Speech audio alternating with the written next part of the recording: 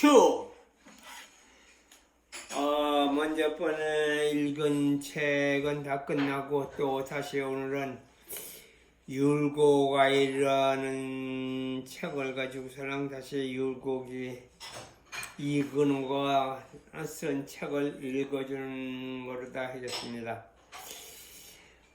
오늘은 2025년 12월 1일 오후 7시 19분입니다. 이름은 율곡아이. 율곡아이는 1536년 12월 26일에 태어나서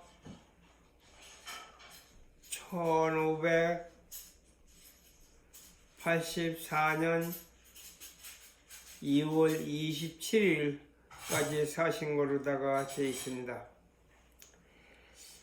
한 시대의 혼란 속에서도 꿋꿋이 올바른 길을 지키려 했던 사람이 있다.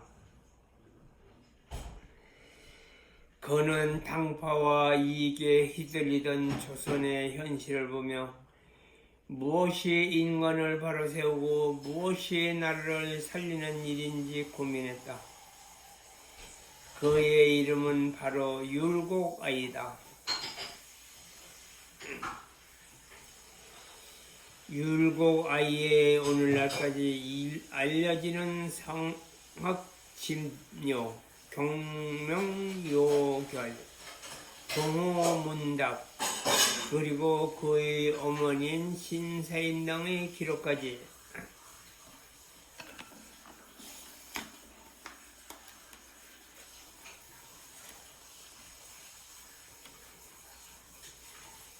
그들의 글을 읽다 보면 시대와 때는 다르지만 지금 당장 나에게 건네는 생생한 조언처럼 느껴진다.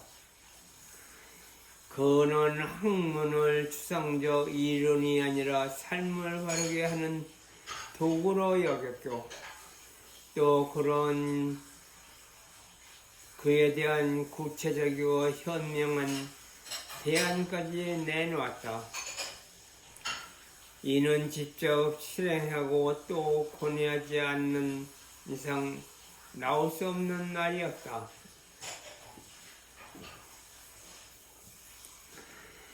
그중 그가 가장 강조한 것은 마음을 굳게 세우는 일이었다. 현재 우리는 더 이상 과거와 같은 삶을 살고 있지 않지만 그의 조언은 오늘날 경쟁과 비교 속에서 괴로워하고 편리함과 욕망의 마음을 빼앗겨 살고 있는 우리에게 자신을 바로 세우면 언제든 다시 일어설 수 있다는 용기를 주고 있다.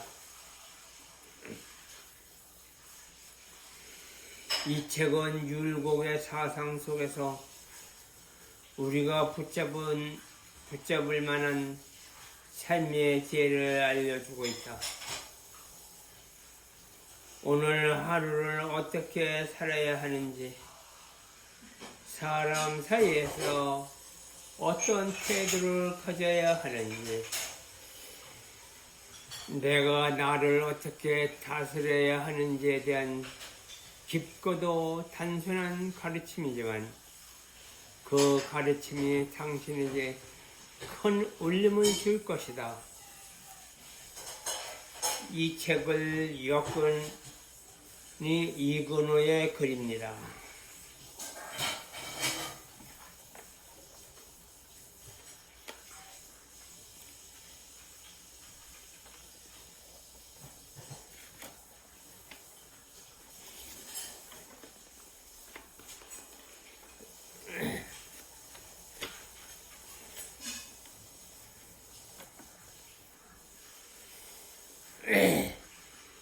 현모양처에 처음 나오는 이거는 현모양처. 방금 읽은 거는 이근우의 율곡 선생에 대해서 생각을 쓴 내용이고, 작가의 말. 그리고 지금부터 읽는 거는 율곡 선생의 현모양처럼 어떻게 해야 된다는 그런 내용인 것 같습니다. 율곡 이 철학은 그의 어머니 신사임당의 영향을 깊이 받았는데, 실제로 경명요결에 이렇게 적혀 있다.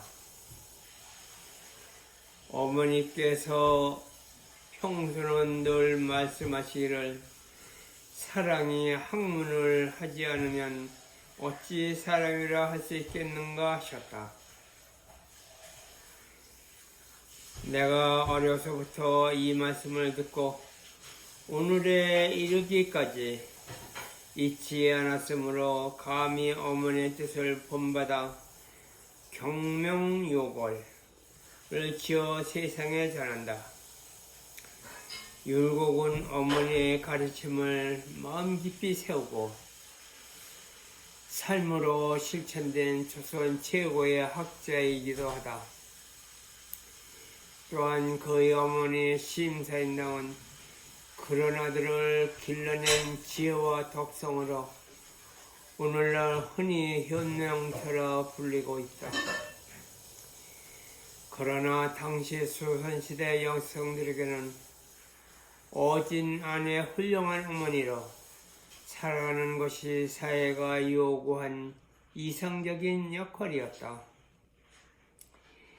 지금이야 현모양처라는 말이 현명한 어머니, 좋은 아내라는 좋은 뜻으로 보이지만 당시 여성들에게는 사회적 임무와 규범에 가까웠다.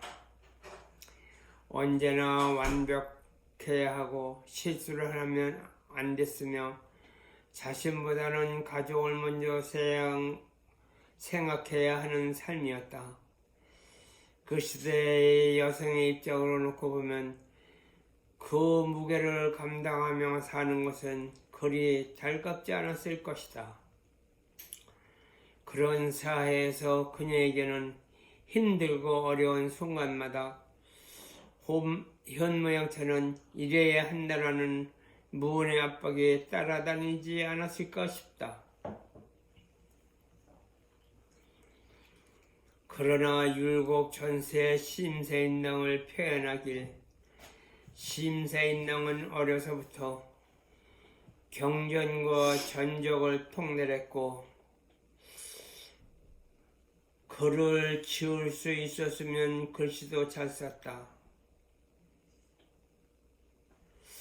또 바느질과 자술에도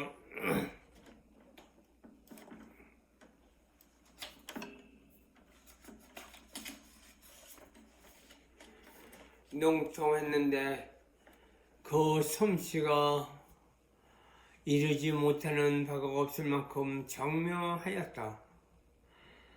거동은 한가롭고 고요했으며 일을 처리할 때는 인정되었다. 말은 적고 행동은 상갔으며 너 스스로 겸손하였다. 이로 인해 그녀의 아버지는 그녀를 사랑하고 존중하였다. 또한 성품 또한 지극히 효성스러워 부모가 병에 들면 얼굴빛이 반드시 수심으로 가득하였고 병이 나오면 비로소 평상시로 돌아갔다. 집안에 시집 온 뒤 그녀의 아버지가 집안 어른에게 말하기를 나는 딸이 많습니다. 다른 딸들은 집을 떠나 시집을 가도 내가 그리워하지 않겠으나 우리 아이만큼은 나를 떠나지 않게 하고 싶습니다. 라고 했다. 즉 겸손하고 말은 적게 하며 현명함을 갖추고 있어 어른들에게나 아이들에게나 조선시대의 여성의 이성으로서 완벽했다는 것이다. 하지만 심사임당은 그렇게 효녀인 누룩과 자식들에게만 잘하기만 한 것은 아니었다. 율곡 전서에 적혀 있길 심사임당의 평소 그의 솜씨는 매우 뛰어났다. 7살 때부터 안견의 그림을 모방해 산소를 그렸는데 매우 묘하였다. 또 포도를 그렸는데 세상에서 그에 견줄 만한 이가 없었다. 그녀가 그린 평풍은 널리 전해졌다 라고 되어 있다. 저 심사임당은 사람들에게 인정을 받으면서도 자신만의 취미 생활로 세상에 영향을 미치지는 방법을 찾았다는 것이다.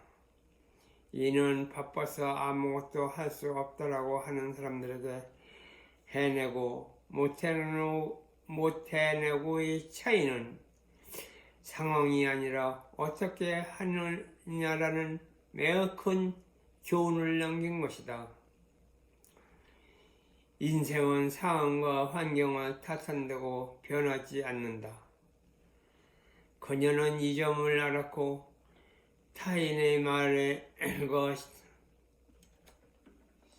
시선에 굴하지 않고 본인의 일을 해냈다. 그렇다면 우리는 남녀를 떠나 생각해 봐야 한다. 내가 인생을 살아가면서 어떠한 문제를 만났을 때 그것을 할 수 있는 이유를 찾고 있는지 아니면 할 수 없는 이유를 찾고 있는지를 말이다. 분명 심사임당의 그림을 쳐다본 사람들은 그녀의 그림을 보며 여자임에도 그림을 잘 그렸구나라고 말했지. 뛰어난 유설가가 되겠구나라고 하지는 않았을 것이다. 율곡 아이의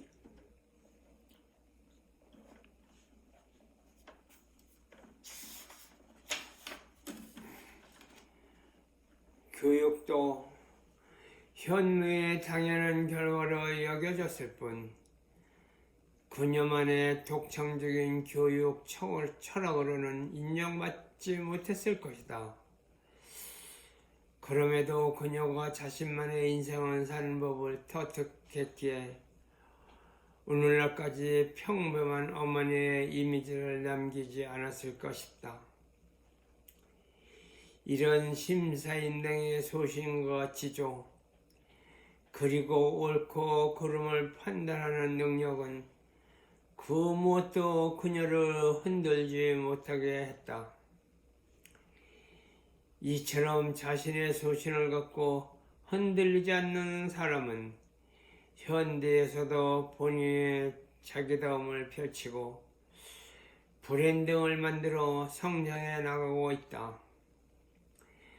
그렇다면 우리가 아직 무언가를 제대로 해내지 못해서 지금의 형편에 불평하고 있다면 나의 성장을 가로막고 있는 것이 무엇인지 한 번쯤은 생각해 볼 필요가 있다.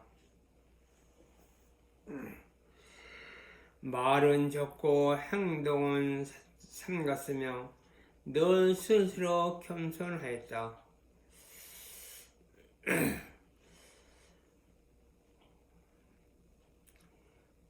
오늘은 현모양처에 대해서 여기까지만 읽겠습니다. 나머지 시간 좋은 시간 보내고 내일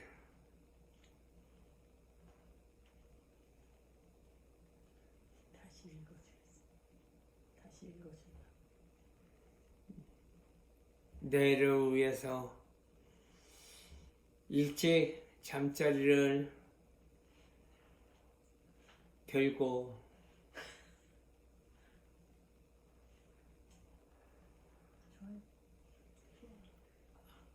여기서 안녕 하겠습니다.